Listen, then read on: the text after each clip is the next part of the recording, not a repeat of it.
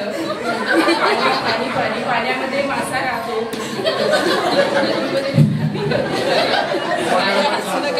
अतिशय महत्वाचं आहे.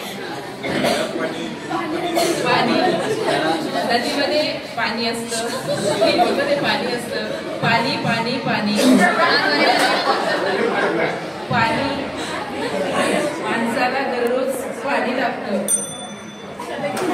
खूप प्रकारचे आहेत. काही झाडं ही म्हणजे आयुर्वेदामध्ये वापरली जातात. त्याचे औषधी उपयोग आहेत झाडांचे. झाडांच्या मुळापासून, झाडांच्या खोडापासून, झाडाची जी फुलं आहेत त्या फुलांपासून, फळांपासून औषधं तयार केली जातात. आणि पुस्तक वाचावं, वाचाल तर वाचाल हे आपल्याला पुस्तकातूनच शक्य होतं. त्यामुळे आपण सगळ्यांनी पुस्तक वाचलं पाहिजे.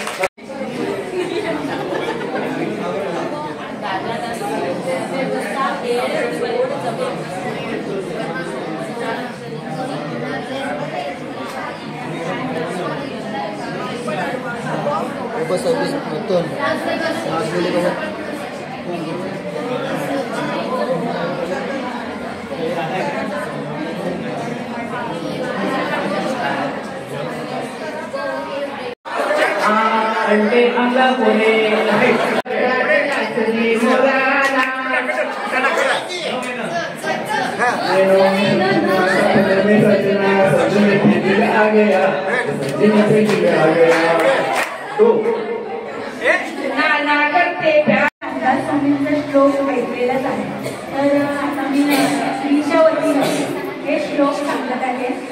स्त्रीबद्दल